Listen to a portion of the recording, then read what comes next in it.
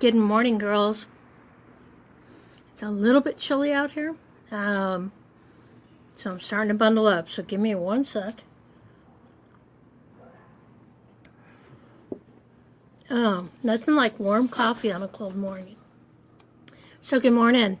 Today's exciting because I was actually asked a question one day, what is the difference between joy and happiness? And the one thing I'm going to tell you, if we really want to look at the two words, pretty much they're very similar. Our reactions and how we respond to it is very similar. But the difference between the two, and let's talk about that for a second.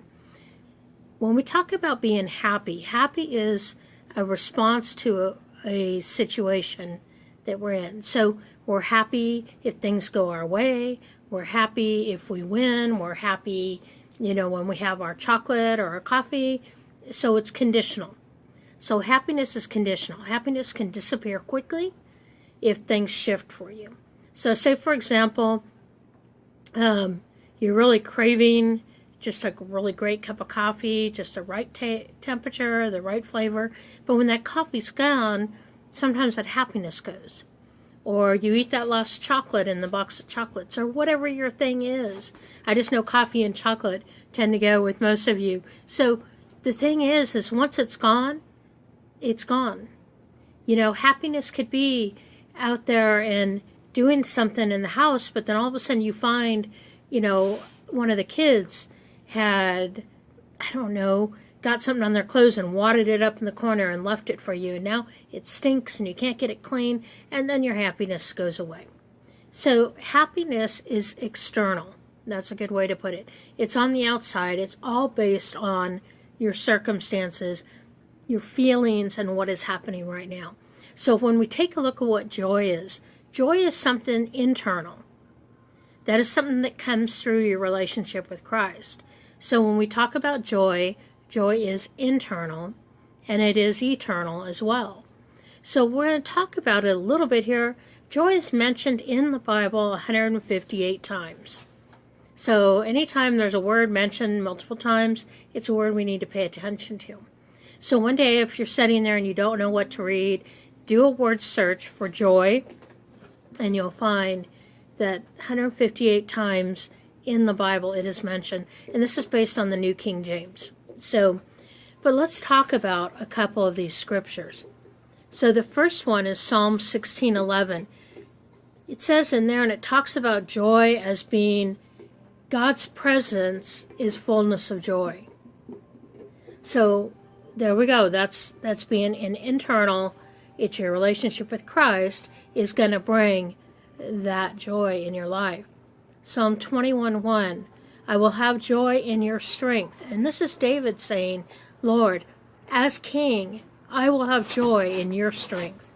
Because David realized and recognized that he was not doing it on his own strength. He was doing it on the strength of God. And so what happens with that is through God's strength, we have joy. Psalms 35 says that we have joy in the morning.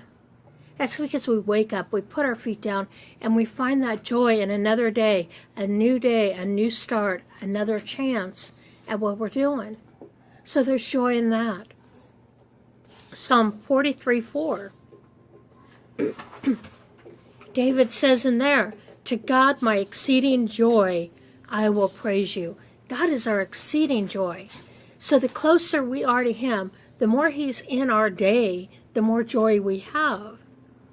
You see, our joy is not based on our circumstances.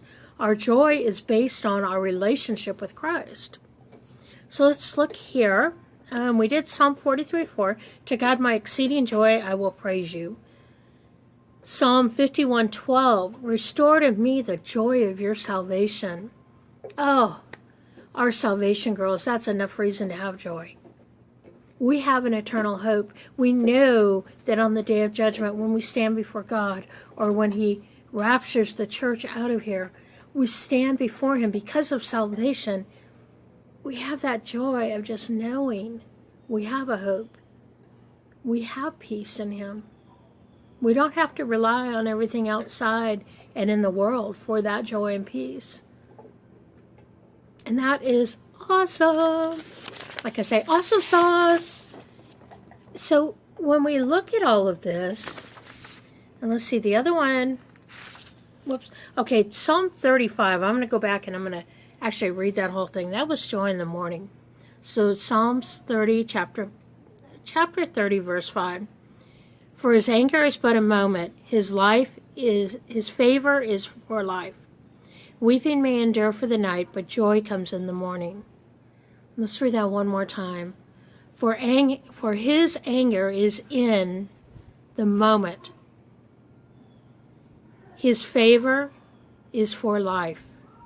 Weeping may endure for the night, but joy comes in the morning. Oh, that is just such a beautiful thing, that no matter what is happening, there's joy in the morning through Jesus Christ. And the last verse I want to bring to you is actually Isaiah 35:10. And in there, Isaiah is talking about Christ, or God because Jesus wasn't there yet, God, the Lord, as everlasting joy. Because see, what we know about God, what we know for a fact, is He is the same yesterday, today, and forever, and tomorrow, whenever. So if it's an everlasting joy, that means that's something we don't lose. The only way to lose your joy in the Lord is to turn your back on Him.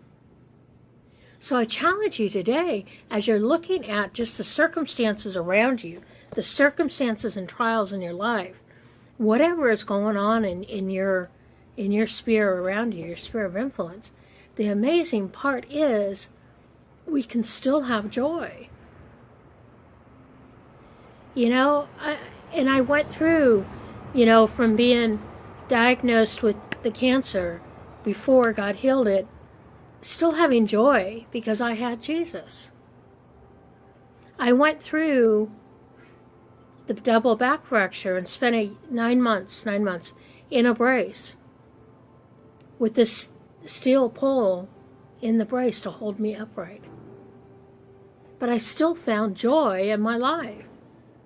No matter how miserable things got, no matter how I was not able to take care of myself,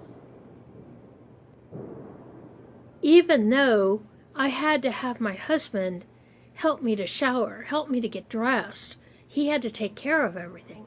I couldn't get out in the car and go and grab, a sweet tea or a cup of coffee. I was grounded for almost a year. But I still found joy because my joy is in the Lord. It's not in the world or my circumstances. But that's a choice I had to make. And I challenge you today, girls, where do you find your joy? Do you settle for happiness in your life? Or do you want joy? And the easiest way to get joy is the acronym that goes with it, J-O-Y, right? Joy. Jesus, others, and yourself. So you never neglect taking care of yourself. You never neglect not spending time with you and just taking care of you and nurturing yourself. Because that has to happen. Because see, if we're not taking care of ourselves, we're no good to anybody else. But number one is Jesus. Are you spending that time with Jesus? Are you seeking His Word? Even if you open up the Bible at a random verse and just read it, are you spending that time and allowing God to be God in your life? Or are you so caught up in all the stuff going on that you don't have time? Oh, precious one, there is time. There is always time for God. You just have to make the choice to make that time. I challenge you to start your day with Him, because it's a whole different game when you start with Jesus. So joy, J, Jesus. O, others. Are you giving back? Are you reaching out? Are you loving on people? Are you building the other women up?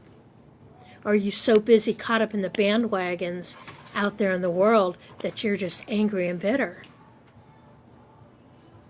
Are you instilling nothing but fear and hate into people? Joy comes in Jesus and helping others. building them up, encouraging them. Because see, the way I look at it is if I have a mission to help build up and encourage women like you, that when I need to be built up and encouraged, there's going to be that person that's going to step up and do the same for me. Because see, we can't operate on empty. You know, how miserable for those of us that start a day with a lovely warm cup of coffee, if that cup is empty, how happy are we? You know, we sit down for coffee and you're hanging out with girlfriends, or maybe you're just joining us here. And you sit down with your coffee cup that you thought was full, and you go to take a drink, and it's empty. Mine's not, but it's empty, right? What happens then? So you've got to be doing Jesus, others, and then nurturing and taking care of yourself. And I know some people say, I can't even take care of me. How am I supposed to be able to help anybody else? Well, honestly, when we focus on somebody else, our needs are met. And you'll find that out. When you're struggling and in some of the worst crises in your life, what I've always done personally, and my husband and I both done, is when we sit there and we focus on who else is in need, who else needs prayer right now. Because I know we'll be fine, whatever's happening, whether it's illness, whether it's financial, whether it's family, we will be fine. Because God hasn't brought us this far to just drop us on the curb and say, you're on your own now, good luck. He doesn't do that. See, we're the ones that quit turning to Him. He doesn't quit giving to us. Jesus, others, and yourself. How do you find joy? It's that simple. You know, finding joy is that eternal promise and that eternal connection to Jesus Christ. My happiness is based on what's happening around me. If I cook dinner and it comes off wonderful and my husband's happy, excuse me, and he's like, oh, this was fabulous. You know, last night I made ahi tuna and he was like, oh, this is so good. You know, that's happiness. I'm happy my husband is happy. I'm happy that he loved the meal. The joy comes in the Lord. So what is joy? Just like we've talked about in these verses here. Joy is the presence of God in our life. Joy is knowing our strength comes through Christ. Joy is rising in the morning knowing God has given us another day. Joy is praising God for where we are and who we are. Joy is our salvation in the Lord. And joy is everlasting. So you ready to get your joy on? Oh, girls, it's so easy. But look to God's Word, because God will give you the joy you need to thrive and just be amazing even in the worst of days. So what is joy? Joy is Jesus. It's internal, it's lasting, and it's not conditional. That is the difference between joy and happiness. So we want to be happy because it feels good. But we really want joy that goes deep down in our heart. It's like the song that says, that the joy down in my heart. Where? Down in my heart. Where?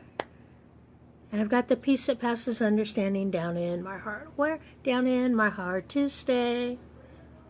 That's where it is. So find your joy today and just know, girls, joy is, once again, the presence of God, the strength of God. Joy is in the morning of new beginnings for God. Joy is in our praising and seeking God. Joy is in our salvation. And joy is everlasting. It is not conditional, and it is not temporary like happiness. All right, girls, get out there and thrive today. Enjoy your day. Stay warm. And go grab another cup of coffee. I am. Love you. Bye.